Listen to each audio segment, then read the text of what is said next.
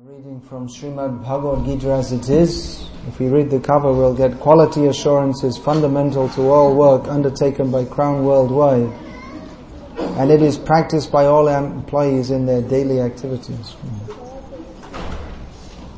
I think it's better to have something else covering Bhagavad Gita as it is. Actually, this is typical. Krishna consciousness is covered by non-Krishna Kata, Krishnetara Kata.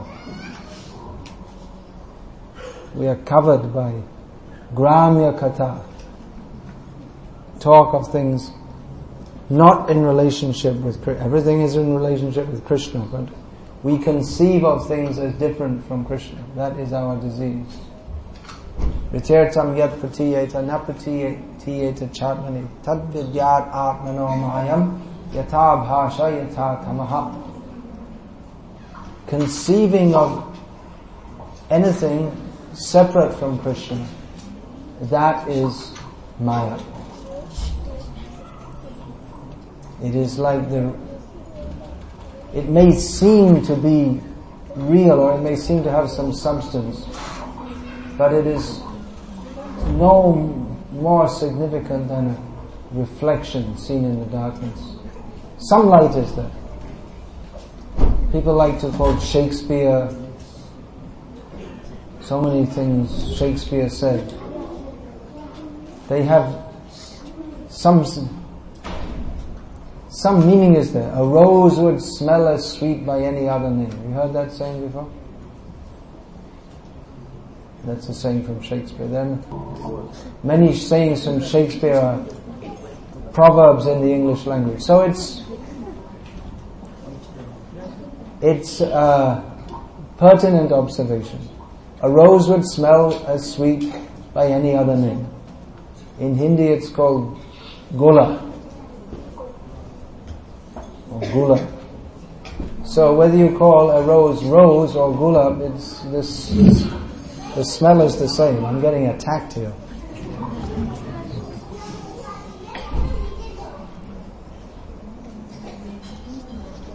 That's true concerning material languages, but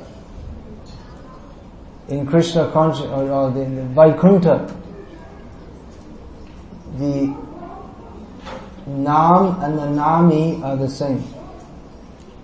There's no difference between the name and the object that is named. Sometimes people say, well, you can say God or Krishna or Kali or Durga or Allah, or I think, well, my God is my wife.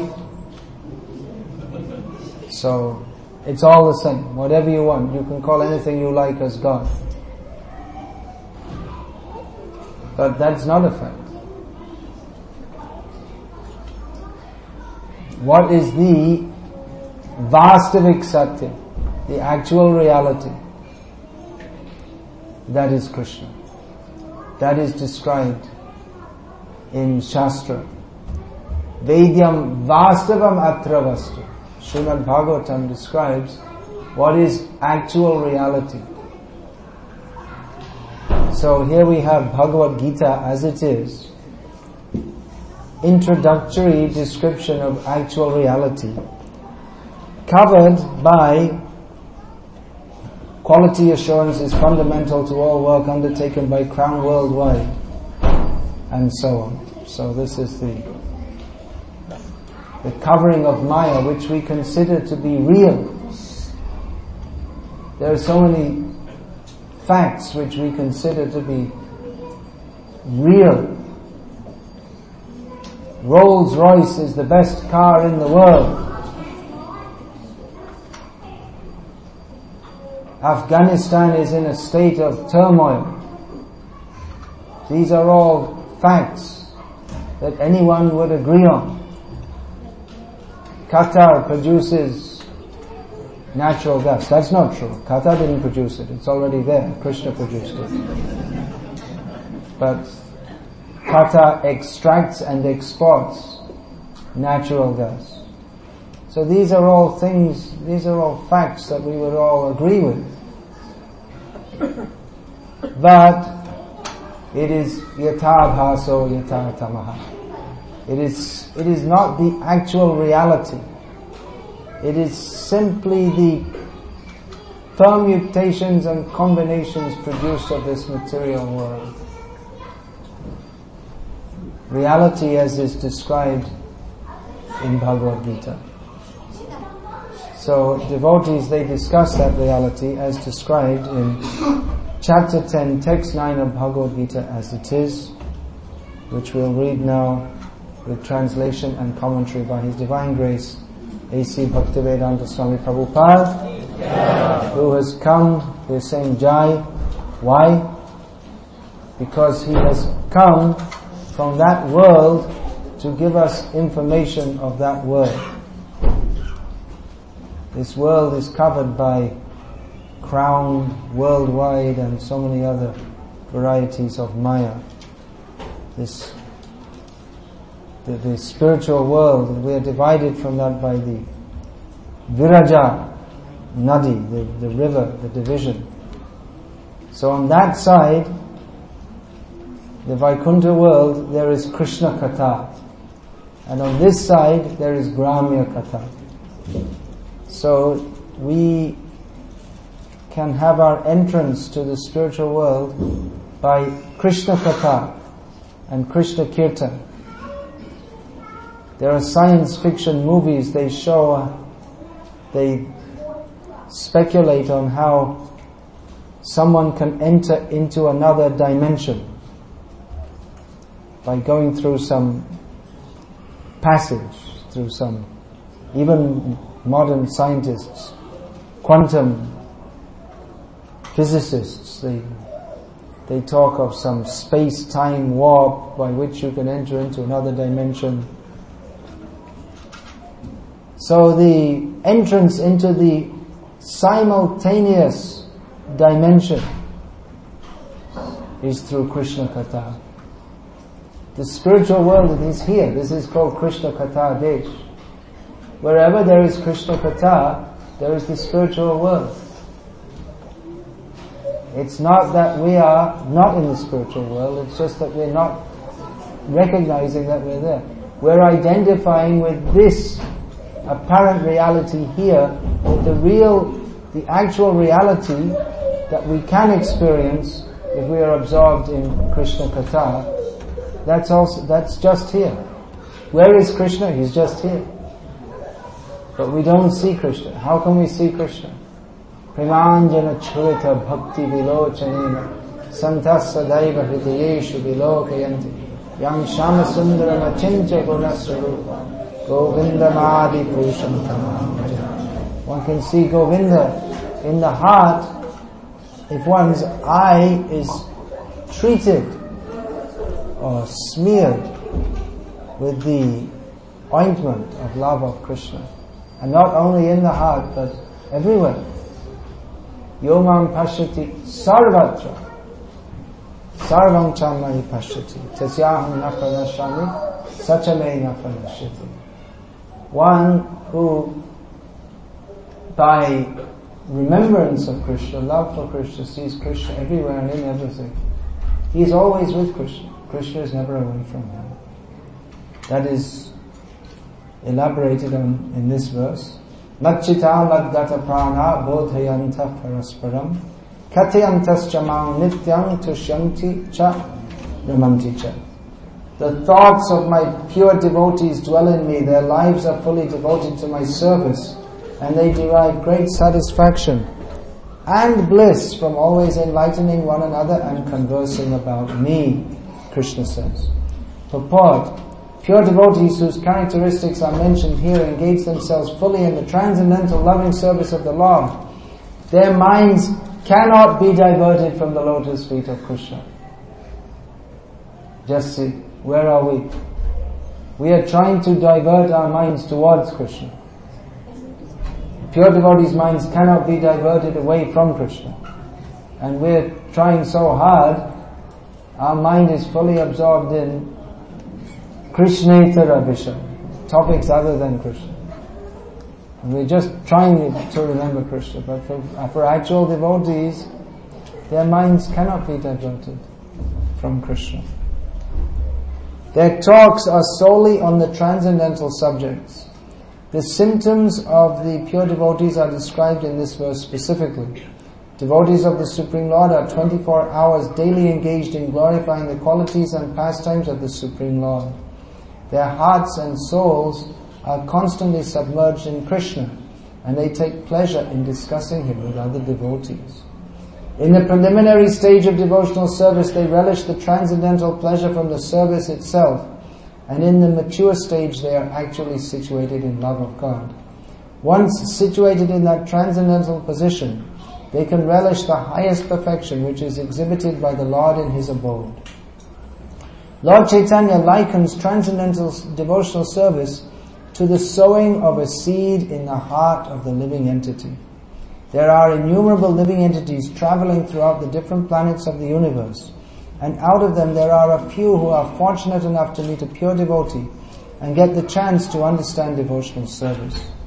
This devotional service is just like a seed, and if it is sown in the heart of a living entity, and if he goes on hearing and chanting Hare Krishna, Krishna Krishna, Hare Hare, Hare Rama, Rama Rama, Hare Hare, that seed fructifies, just as the seed of a tree fructifies with regular watering.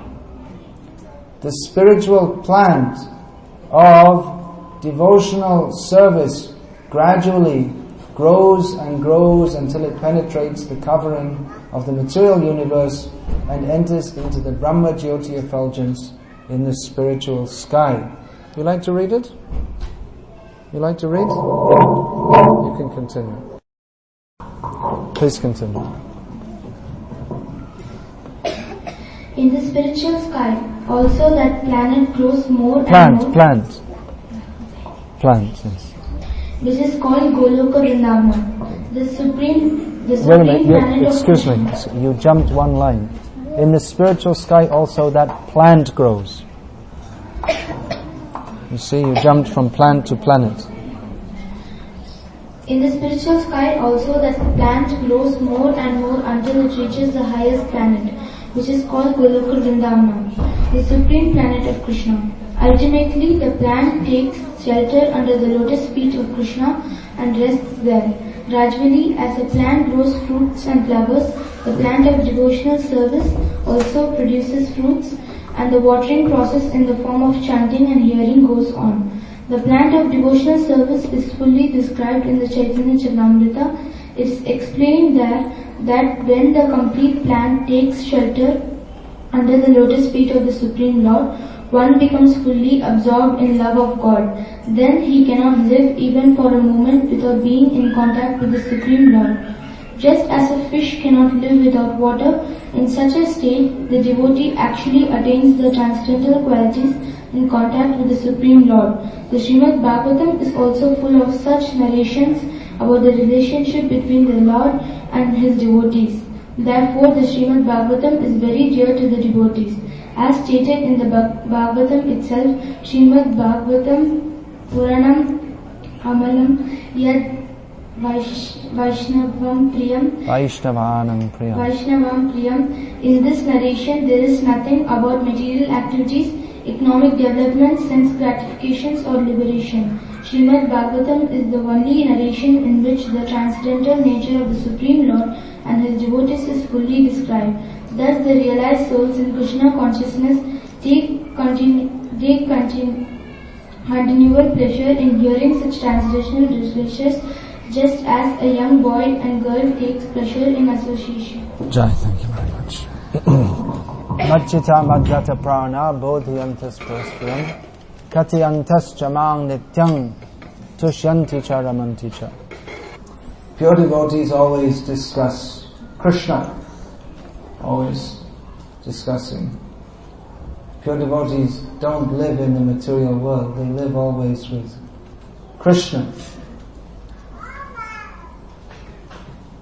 We are advised to live in Vrindavan, not to live anywhere else but Vrindavan. But then we see that we see in Vrindavan, we can see many people who are living there and if we simply see, we'll see that many people living in Mathura district, their general behavior is lower than that of what might consider the normal or civilized human being. There is at least one murder case a day registered in Mathura district. All kinds of horrible things, which are many very bad things actually, which are not fit to be spoken in a public assembly. Some very bad things. Our devotees who live there, they know that. So we find there are many people, they come, they're shopkeepers, and they're living there, and they're very happy that devotees are coming from all over the world, but not for the right reason. They should be happy that devotees are coming all over the world to worship Krishna, but they're happy because they're coming because their business increases. And they'll pull out and say, oh, who are you initiated by? Oh, he also comes to my shop, and they'll pull out a photo. And the innocent devotees believe that this man's actually showing the photo of their guru because he likes their guru, but actually it's just a trick to win their confidence and win their money. So who is a Vraja-vasi?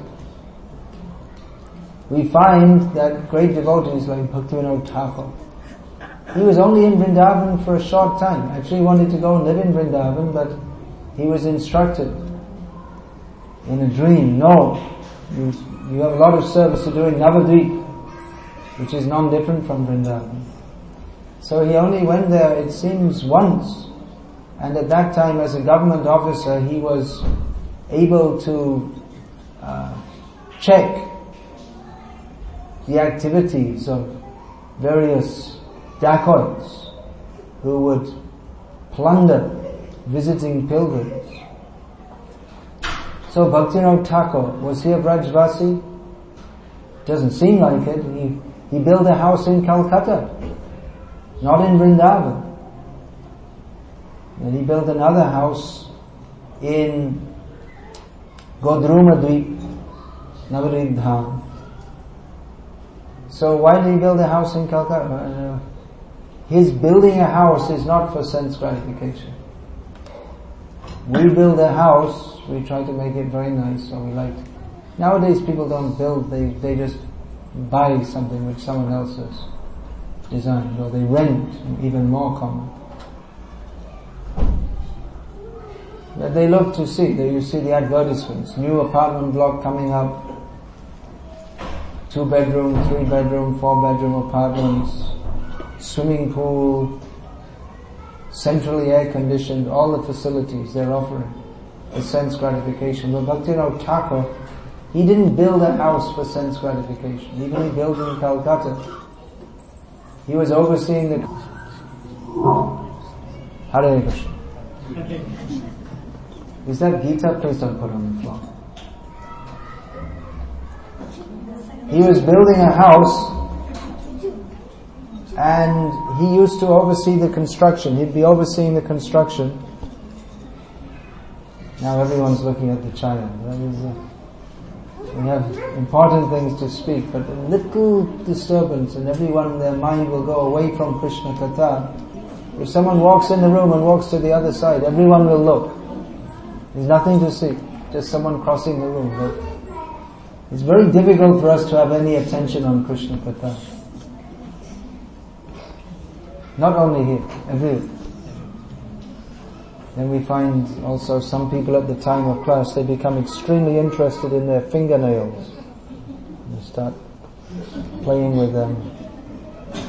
Somehow or other we have to have some... I can also do some acting to try to get your attention, but it's better if we just try to listen, because I'm talking for my purification. I can also get more inspiration if we all concentrate.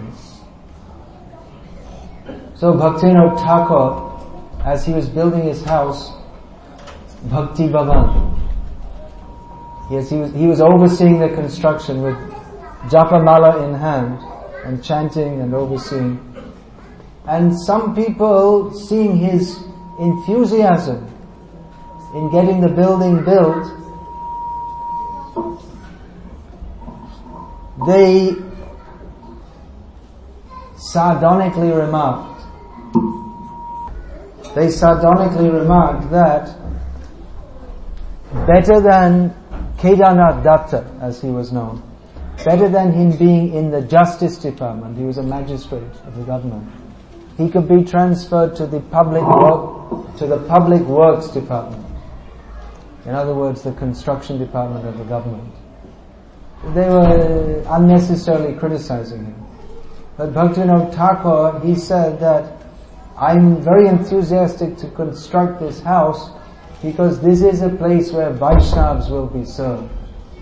He didn't see it as a place for his own sense gratification, but he saw it as a place from which Krishna Bhakti could be practiced and preached, and Vaishnavas could be served. So Bhaktivinoda Thakur, it appeared that he lived in Calcutta, which, when we think of holy places in the world, we think maybe of Makkah, Medina, Jerusalem. In France there's Lourdes, it's a holy place of the Catholic religion. Then we think of Badrinath, Kedarnath, Rameshwaram, Puri, Dwaraka, all these places. But when we think of Calcutta, we don't think this is a very holy place. When we think of Calcutta, what do we think of? Well, if we're not from Calcutta, then we probably think of dirt and poverty and overcrowding and heat and maybe rasgullas, something. Howrah Bridge, Howrah Station, beggars. But Calcutta is a great holy place because Bhaktivinoda Thakur lived there. And he stated, Jaidina grihe bhajana dekhi grihete goloka bhai.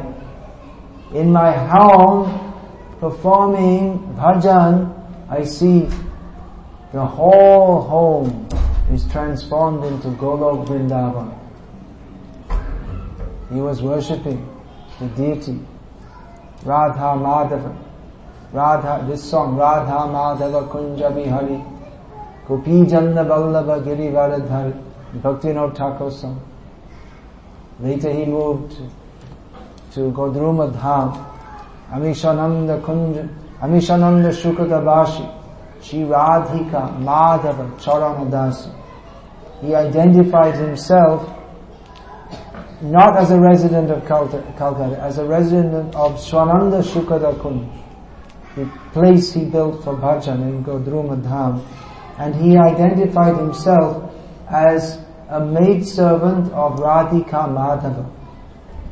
So Bhaktivinoda Thakur, he never lived in Calcutta. Srila Gaurkishore Das Babaji Maharaj,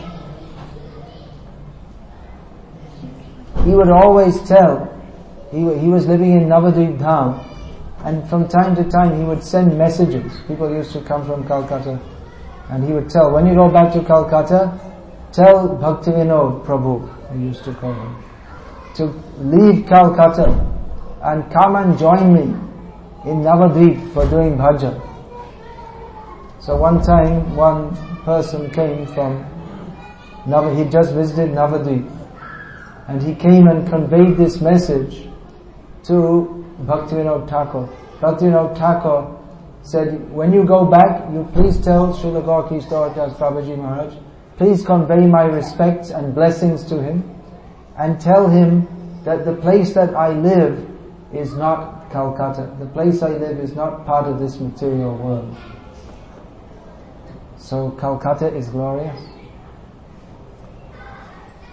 Prabhupada was born there.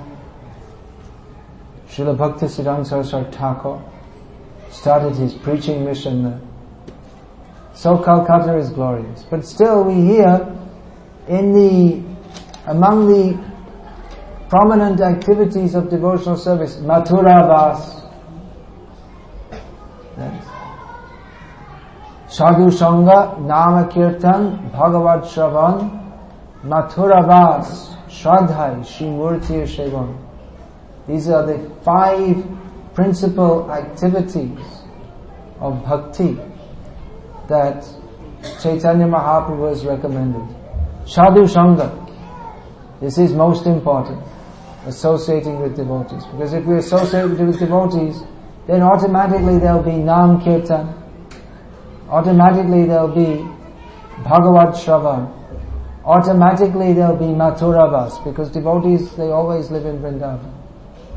They're never anywhere but Vrindavan. And devotees worship the deity. So automatically these things will be there. And if there's not sadhu sangha, then even we may think we are doing so. There is no Nam Kirtan, there is no Bhagavad Shravan, there is no Mathuravas, there is no Archan.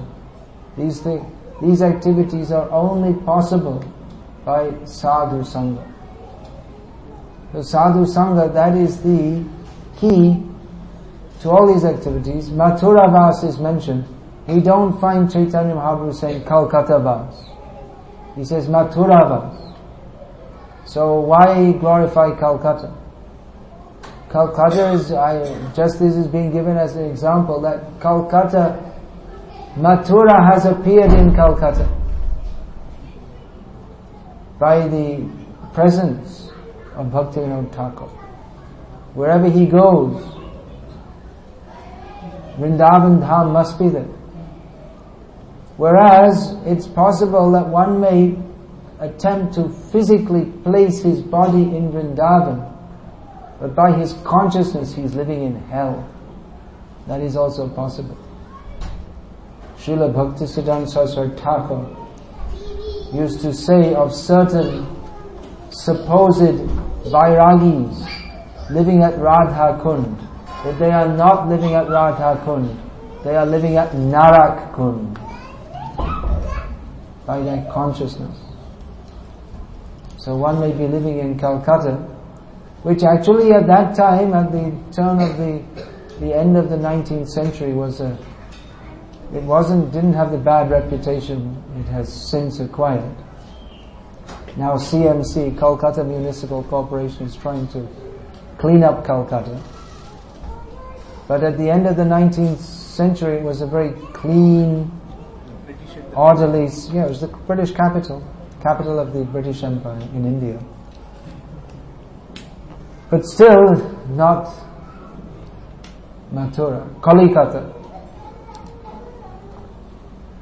place as Kalighat. They're not exactly sure, but they think Calcutta may be named after Kalighat, which is one area on the bank of the Ganga, Hooghly. In Ganga there is called Hooghly. So that is a place of, Kalighat means it's a place of Kali Upasana, which means poor goats. Various goats lose their life in the name of Kali Upasana at Kalighat, Balidan. So that's not very holy. Although it goes on in the name of religion, it's a very low level of religion. But even such places are purified by the presence of such devotees as Srila Bhaktivinoda Thakur, Srila Bhaktisiddhanta Saraswati Thakur, Srila A.C. Bhaktivedanta Swami Prabhupada, because Madhita Madgata Prana Bodhayanta Paraspara Katiyantas Jamal Nityam Tushanti Charamantas. They're always discussing Krishna. And they come to this world just to teach us and inspire us to always chant about Krishna. Shravana Kirtana Karo Anukhana Ashata Pachala Chari. We are recommended. Always perform Shravan Kirtan. Anukhan, Anukshana. Bengali pronunciation, Anukhan. That means one moment after another, every moment, that should be filled with hearing and chanting about Krishna. For this purpose, people go to live in Mathura, Vrindavan. But many times we see they're not able to. They leave everything, become a vairagi, but then again desires for name, fame arise, or even many times it's seen that persons who apparently become vairagis or babajis, they secretly, or even not secretly, maintain a relationship with widows. So many widows, they go to live in Vrindavan with the idea of accepting a renounced life. They may go there serious to do Krishna bhajan, but due to lack of spiritual strength and taste, they think I'll go and I'll sit and I'll chant all day, but they're not able to do because they don't have the practice, they don't have the taste.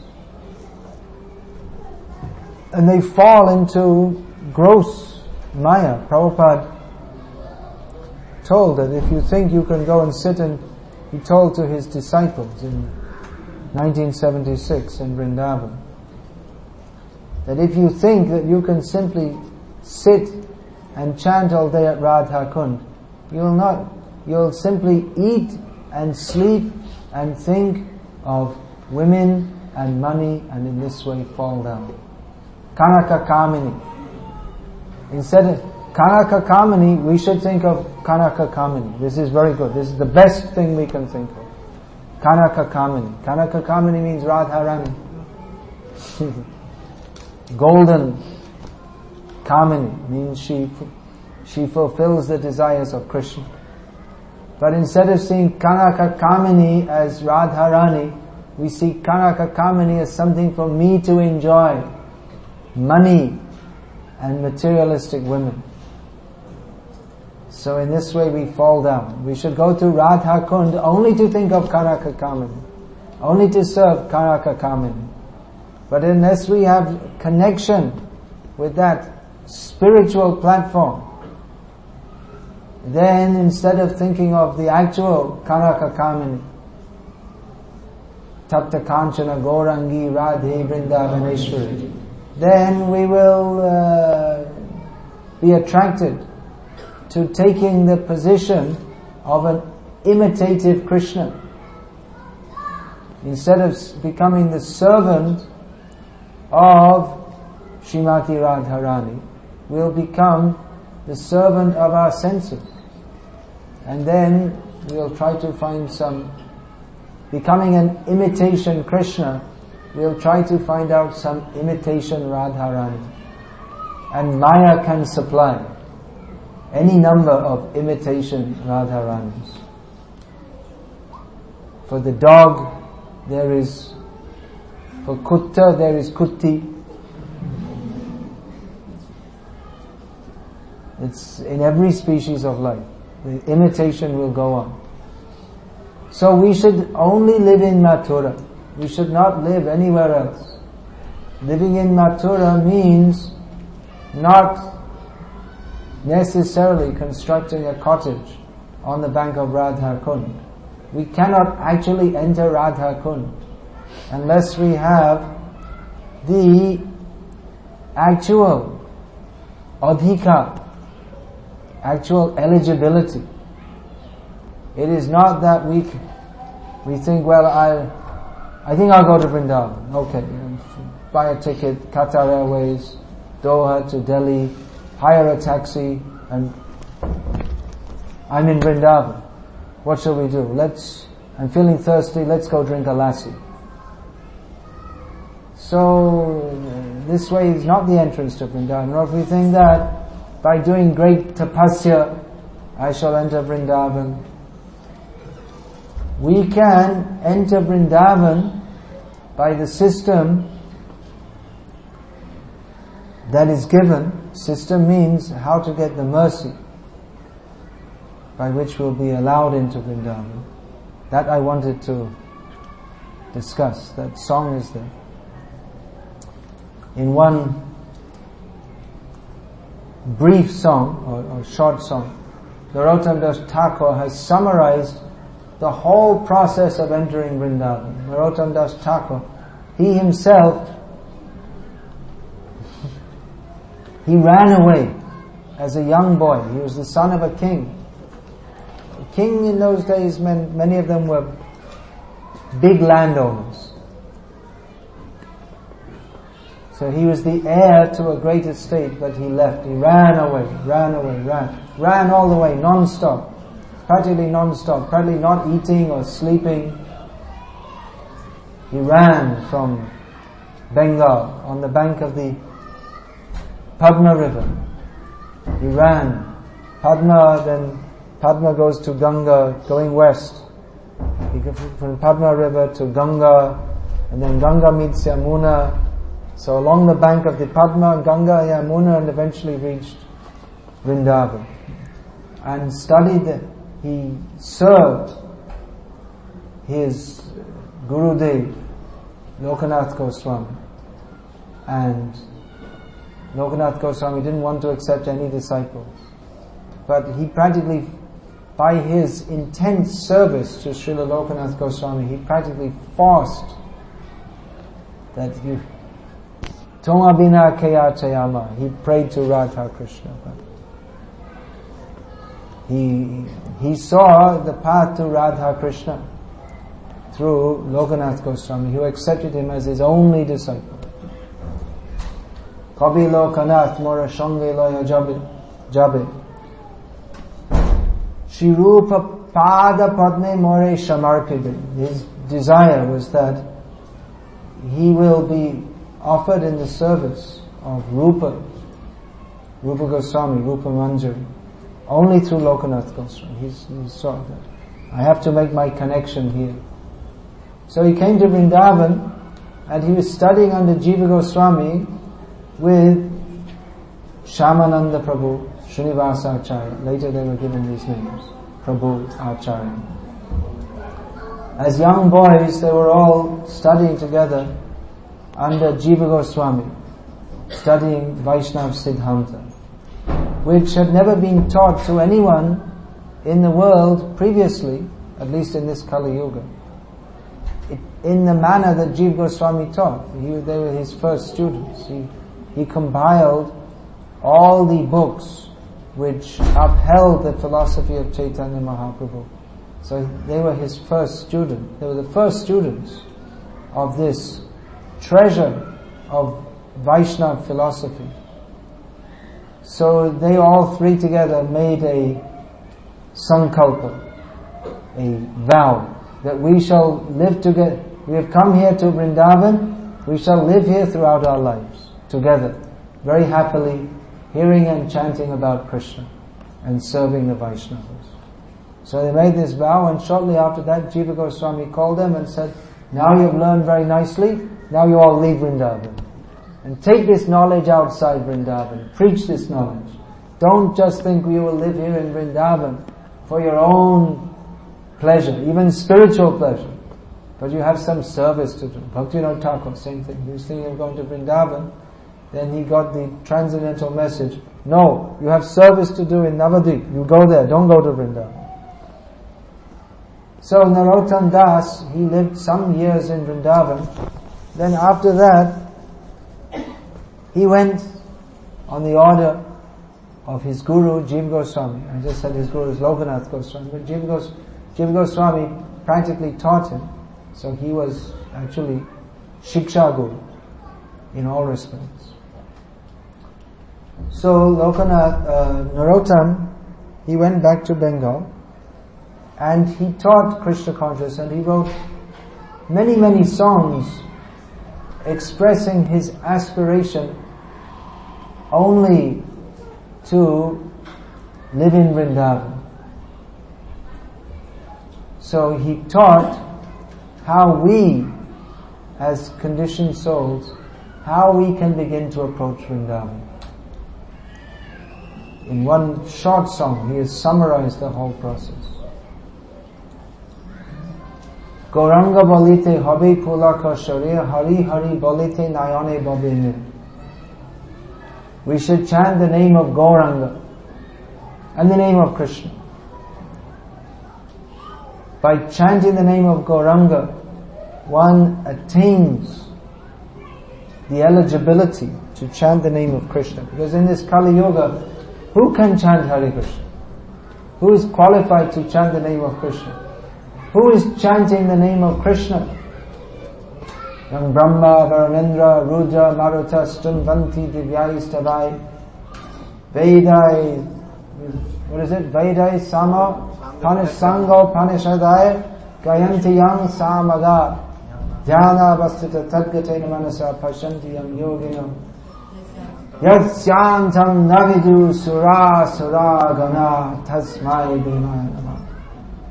So who is qualified to worship Krishna? Great demigods. They are singing His glories. The Vedas, the Upanishads, they are chanting His glories. Great yogis in meditation worship Him. And all the devas and asuras together cannot come to the end of His glories. So who are we to chant the name of Krishna? The name of Krishna can actually be chanted by liberated souls. Actual chanting begins from the liberated platform. Chanting means, "O Krishna, O energy of Krishna, please engage me in your service." So when we actually desire the service of Krishna, then we can actually chant the name of Krishna. So our ineligibility or anadhika is made up by the mercy of Chaitanya Mahaprabhu, who by chanting His name, Sri Krishna Chaitanya Prabhu Nityananda Shri Advaita Gadadhar Shiva Sadi Gaur Bhaktavinda, by chanting the names of Gaur, Gauranga and his associates, one attains not exactly eligibility but the mercy by which, even being unqualified, we can begin to chant the name of Krishna. So actually by chanting the name of Gauranga, we should experience that ecstasy, hair standing on end, tears flowing from the eyes. We are not experiencing. Our hearts are hard. But by chanting, actually the result of chanting is that the heart should become soft with love of Krishna. So what is the difference between a hard heart and a soft heart? Hard heart means that we are nourishing desires for sense gratification. The heart becomes hardened. That means we don't want to serve Krishna because we have desires for sense gratification. This is addressed by Narottam Das. That ar kobe nitai chande karuna hoibe samsara bashana mor kobe tuchcha hobe. When will I get the mercy of Nityananda Prabhu? And that mercy will be manifested by desires for material sense gratification becoming very insignificant. When we no longer have desires for sense gratification, that is the sign that we are getting the mercy of Nityananda Prabhu. Vishoy charya kabe shuddha hobe man. When we give up desires for sense gratification, then the mind will be pure. That is the meaning of purity. When we have no desires for sense gratification, then tabe hame haribo Shri Vrindavan. Then we can actually see Vrindavan. We cannot see Vrindavan if we have desires for sense gratification. Then instead of saying Radha Kund, Shama Kund, Giri Govardhan, Shri Shri Radha Madan Mohan, Shri Shri Radha Govinda, Shri Shri Radha Gopinath, we will see, where is the Pepsi stall? This is what we shall see. Or sorry to say, I was very sorry, one time I was visiting Jaipur, which is the home of Radha Govinda and so many Vraja deities. And I was speaking to one young man from Jaipur. I was with him, I was speaking with him. And I was noting that it's very nice to see so many young men are coming here for the darshan of Radha Govinda. And he said, I'm very sorry, but most of them are not coming for the darshan of Radha Govinda. They're coming because so many young women are coming nicely dressed. They come to see them. That was his analysis. And others have told me similarly also. So, it may be that even we're going to bring, or even in the presence of the Supreme Lord Himself, other desires are there. So then we cannot see Vrindavan. We have to be free from desires for sense gratification. How is it possible? By the mercy of Lord Nityananda. But then, if we can get to, by the mercy of Lord Nityananda, by the mercy of Chaitanya Mahaprabhu, become free from material desires and actually enter into Vrindavan, then Rupa Raghunatha Pade Hoibe Akuti, then we shall be very eager to study the teachings of Rupa Goswami and Raghunath Goswami.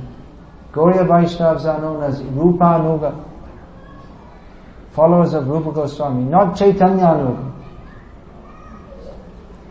The mundane scholars, they call Gauriya Vaishnavas Chaitanyaites. But we do not call ourselves Chaitanyaites, Rupa Anuga. Because, why importance is given to Rupa Goswami, not Chaitanya Anuga, Gauranga Anuga, Rupa Anuga? Because Sri Chaitanya Mano Bhishtam Sthapitam Jena Bhutale Swayam Rupa Kadalayam Dati Swapadati. Because Rupa Goswami, he has revealed what is the heart's desire of Chaitanya Mahaprabhu. So without Rupa Goswami, we cannot attain Chaitanya Mahaprabhu. Without Chaitanya Mahaprabhu, we cannot attain Krishna. Without Rupa Goswami, he has revealed what Chaitanya Mahaprabhu has come to give. So Gauriya Vaishnavas, they are known as Rupa Anuga. And what Rupa Goswami revealed, that was revealed in its most intimate and topmost form by Srila Raghunath Das Goswami. So in honor of Rupa and Raghunath, Krishnadas Kaviraj Goswami concludes almost every chapter of Chaitanya Charitamrita by writing, Rupa Raghunatha Pade Rahumora Ash Chaitanya Charitamrita Kahe Krishna Das. So in the beginning of devotional service we study what is this Bhagavad Gita as it is. And as we become more conversant with the tenets of Chaitanya Mahaprabhu's teachings, if we actually become fortunate by the grace of the Rupa Anuga Acharyas, then the time will come when we become eligible to understand who are Rupa Goswami and Raghunath Das Goswami. What are their teachings? Through the Rupa Goswami, Rup Sanatan Bhatta Raghunath, Sri Jeev Gopal Bhatta Das Raghunath, H.I. Goshaya Kari Charanabandhan. By worshipping the lotus feet of the 6 Goswamis of Vrindavan, we can actually understand who is Chaitanya Mahaprabhu. We can actually understand who are Radha and Krishna. What is Vrindavan? Rupa Raghunath. Rupa Raghunatha Pade Hoibe Akuti. Then Narottam Das continues, Tabe Hama Bhujbo She Jogal Piriti. Radha Krishna love, the loving exchanges of Radha and Krishna are the topmost pinnacle of devotional attainment that is possible to understand through the writings and the mercy of the 6 Goswamis, especially Rupa Goswami and Raghunath Das Goswami. So Rupa Raghunatha Pade Rahu Mora Ash Prarthana Karoye Shada Narottam Das. So always desiring the mercy, always desiring the service of the lotus feet of Rupa and Raghunath. Narottam Das is praying in this way. So this way we can enter Vrindavan by Krishna Katha. Krishna Katha is the key. Krishna Katha, Krishna Kirtan, that is the key to enter Vrindavan. We should not maintain any desire to remain in this material world, but we should cultivate the desire to enter the spiritual world. That is possible by Shravana Kirtana Karo Anukam, by constant hearing and chanting about Krishna, and Ashata Pachala Chari, and giving up all nonsense talks, Brahma Katha. In this material situation, it is as if we are impelled to speak and hear Gramya Katha. When you go to your office or factory or whatever, workplace, you're not allowed to speak Krishna Katha. If you speak Krishna Katha, they will cancel your contract and send you back to wherever you came from. Ban. Do not speak Krishna Katha. This is Hiranyakashipu's order to Prahlad. My dear son, I love you very much. As long as you do not speak Krishna Katha. And if you speak Krishna Katha, I shall kill you. This was Hiranyakashipu's love. This is love in the material world. This is morality in the material world. Everyone is very moral, very nice, very considerate to each other, all cooperating on the basis that we shall not speak Krishna Katha. We shall all be very nice to each other by not remembering Krishna. What is the use of such morality? Better to be a thief, a liar, a cheat and a rogue than be Krishna conscious. Although actually a Krishna conscious person will not be a thief, a liar, a cheat or a rogue, and everyone who is not Krishna conscious must be a thief, a liar, a cheat and a rogue, even if superficially they appear to be very moral, because they are cheating themselves and others and stealing away the opportunity of human life and speaking all nonsense, and therefore they're rascals because not Krishna conscious. So what to do? We are stuck in this situation. Well, we can follow Bhaktivinoda Thakur. He did his government duties, but simultaneously he wrote more books than even most acharyas who were vairagis, who were 24 hours. Mostly the acharyas, they are renounced, they have no family. But Bhaktivinoda Thakur produced more books, more writings than most of the acharyas. And he had a job and 13 children. He was a responsible householder. But so much service he did. And even if we take even one of the songs of Bhaktivinoda Thakur, any one song that he has given us, any one kirtan, is indicative of his pure devotion and a tremendous benediction to the world. Jai Radha Madhava Kunja Vihari Gopi Janda Vallabha Girivaradh Hari Yashodanandana Brajajana Ranjana Yamuna Tira Vanachari. By contributing this song, Srila Bhaktivinoda Thakur who is known as a resident of Calcutta, has done far more service to human society than Mother Teresa of Calcutta, or even millions of Mother Teresas, whose ministration was simply to the body, or of course she also believed in Jesus, but her understanding of God was so, Christianity is like that, it's so superficial and incomplete and imperfect that even the slightest trace of real Vaishnavism is far more valuable than any belief in God or belief in Jesus, even of someone lauded as a saint like Mother Teresa. So Bhaktivinoda Thakur, he didn't only write this one kirtan, but so many kirtans, so many books, so many wonderful books.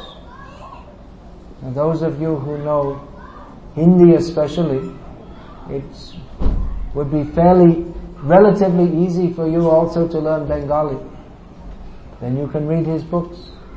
Of course now they're mostly being translated, but in the original it's more valuable. You can't actually translate all these things into English. English was developed for talking nonsense and going to hell. Whereas Sanskrit and the languages based on Sanskrit, they are meant for talking to Krishna. They are meant for understanding Krishna. Krishna himself is Krishna's language.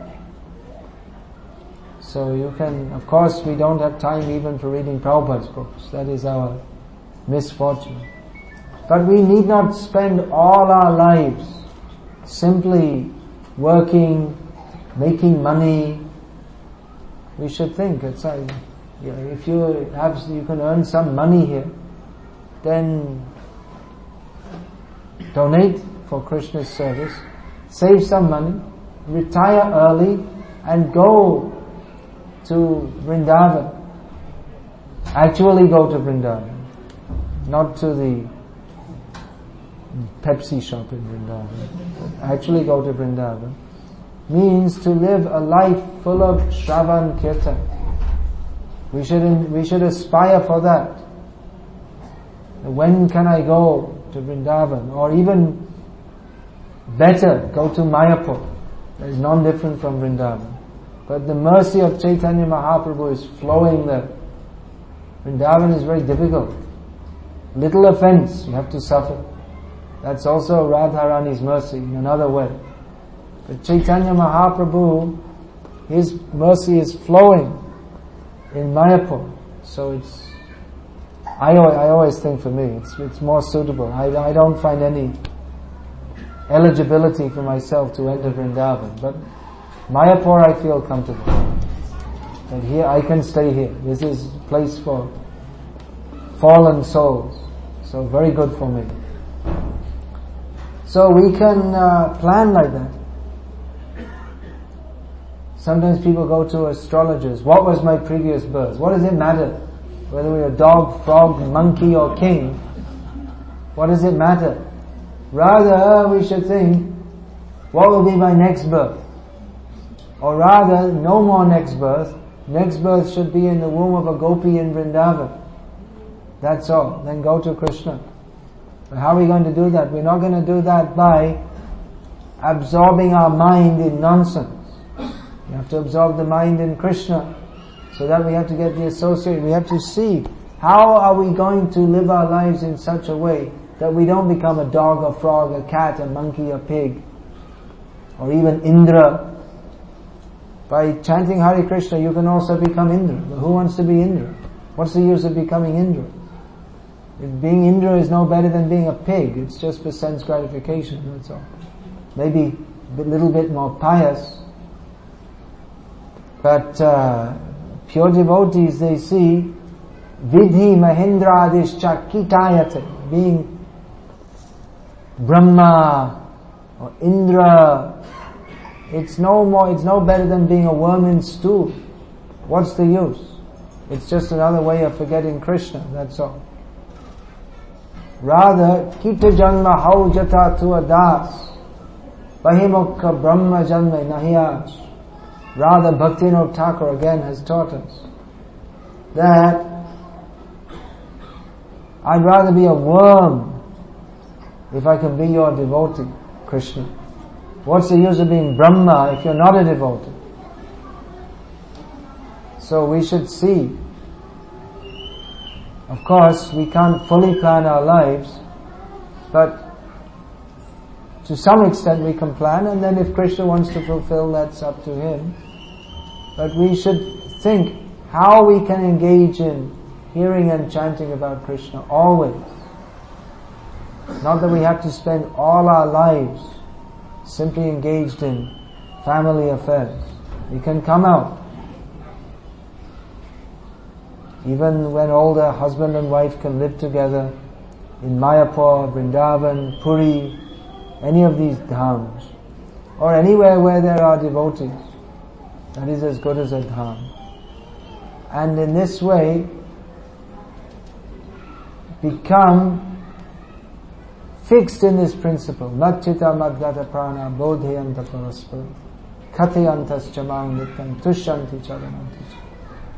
Engaged in hearing and chanting about Krishna, serving the Vaishnavas. So, we cannot simply jump into that. If we try to, one day we're in materialistic consciousness and all of a sudden we try to imitate Haridas Thakur, that won't work. We have to practice now, hearing and chanting about Krishna. And go on gradually, increasing more and more and more and more. Make Vrindavan here by hearing and chanting about Krishna. Practice that. Hare Krishna. Is there any question about this?